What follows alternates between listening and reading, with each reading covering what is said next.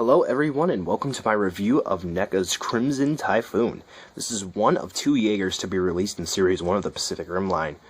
With Series 2 already starting to hit store shelves everywhere, let's see if this Jaeger has what it takes to enter into your collection.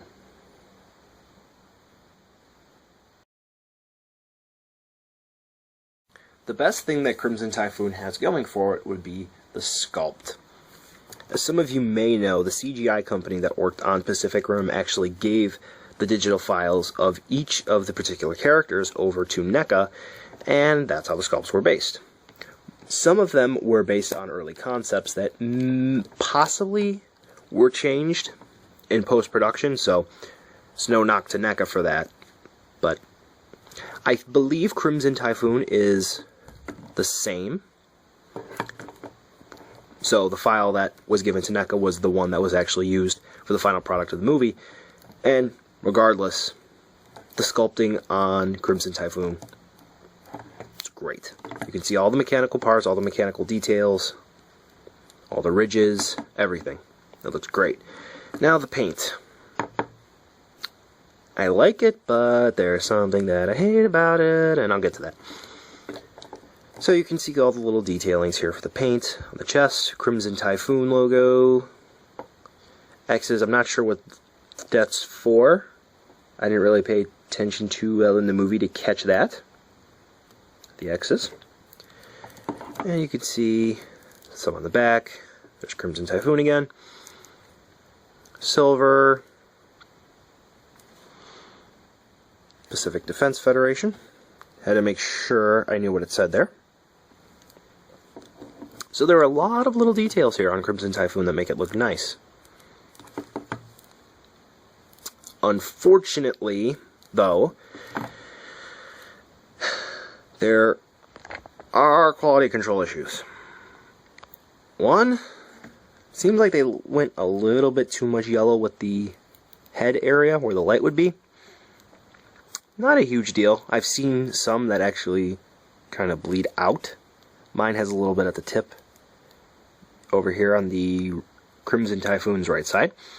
But one thing that I kind of have a bit of an issue with, you probably noticed it when I passed by it earlier, there's no paint there.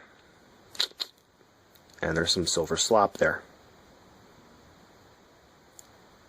Also, to go along with that, I don't know what in the world that is supposed to be. It's glue slop, but it's fuzzy. Yeah.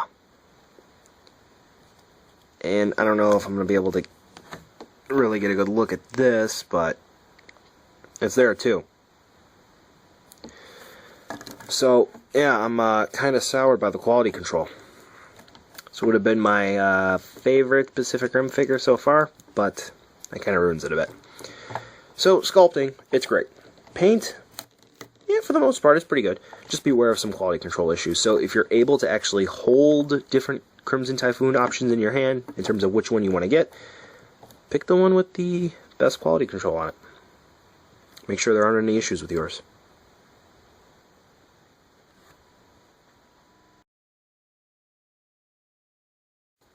In the movie, Crimson Typhoon is very agile.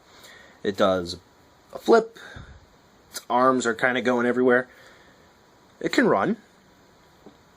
So how well does that transition over into the figure?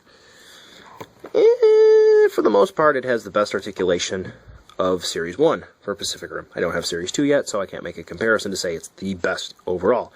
Though from what I'm hearing, it is. Anyway, the head down to the feet. So Crimson Typhoon's head is on a ball joint. Simple enough. The left arm is on a ball joint. And the elbow is on a hinge. Oh yeah, earlier I forgot that little bit was there. There's some silver paint slop there. But anyway, yeah. Hinged elbow. And then the hand here on a ball joint. And that's about it for this arm. No swivel, nothing else. That's it. So, limited to what you get here.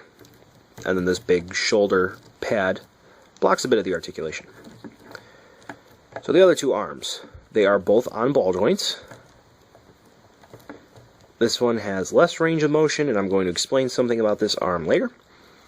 The elbows are on hinges, and the wrists are on hinges.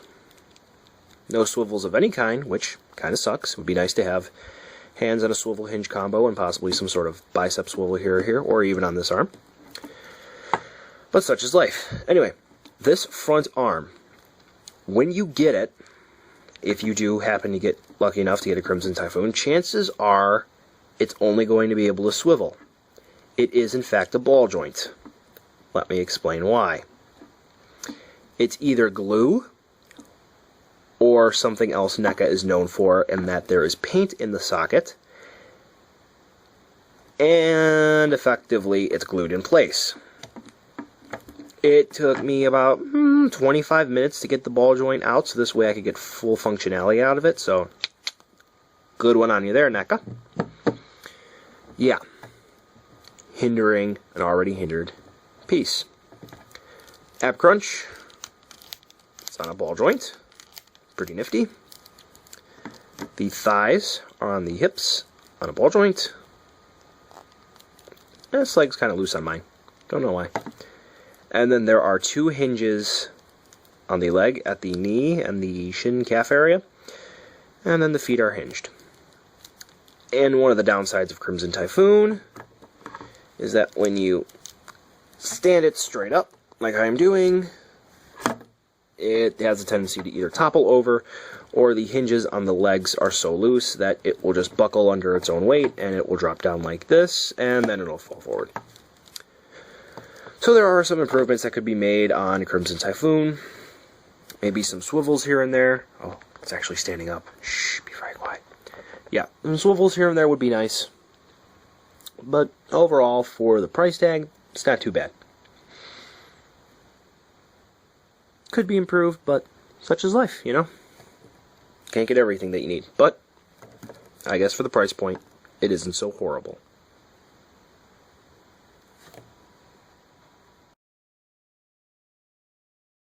Crimson Typhoon is sad.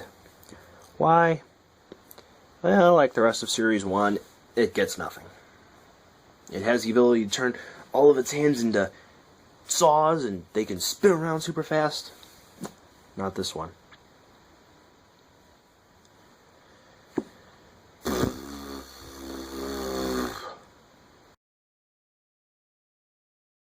As you are probably aware, it is in Series 1, which sort of implies that there are other releases to go alongside Crimson Typhoon. And there are. There are two to be exact. One, Jaeger Buddy Gypsy Danger. That's pretty good. Crimson Typhoon is effectively buckled for the rest of this segment, so it's not extended to full height. And to go alongside with Gypsy Danger is the Runt of the Litter Knife Head. Undersized. Don't work too well. I guess when the hinges on the legs, it kind of works, but yeah, still. So, chances are you probably want to pair up your Pacific Rim action figures, particularly the Jaegers, with monsters, because they fight kaiju. So, here is a 6-inch Godzilla. That doesn't work. Well, how about something larger? Also from the SH Monster Arts line, for an example, here is King Ghidorah. Yeah, it kind of works. It's a nice fighting comparison there. Actually looks like it's going to give Crimson Typhoon a run for its money. So it's nice. So maybe you have some Reveltech monsters you want to pair up. Here is Gamera. Talk about runt. He could squish it with one foot. And Anguirus. Yeah, or doesn't look too pretty.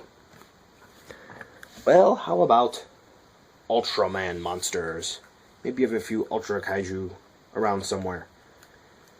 Here's Gamora.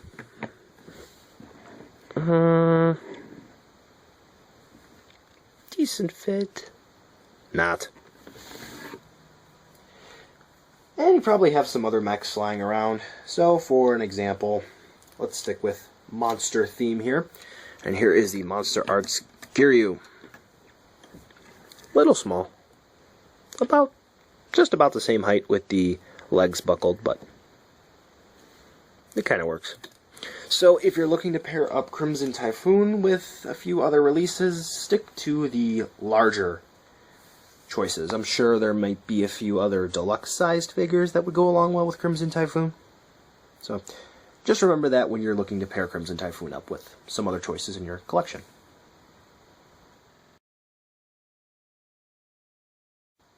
Crimson Typhoon is becoming extremely rare. It's popping up back in stock a few places, though I noticed a few days ago it was available to ship from Toys R Us's website.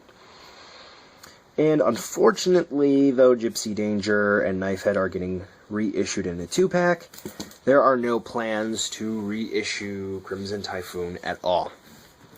So the supply for Crimson Typhoon is definitely going to go downhill. And prices are going to go up even more. Would I suggest buying this big hunk of plastic? If you're a fan of the Jaeger, the aftermarket prices, they're almost sort of fair. The way that I like to think about the NECA Pacific Rim line is they're sort of like Revoltex. They're pretty good to add into your collection if you're looking for a display piece, but in terms of an overall actual figure, it's not too great.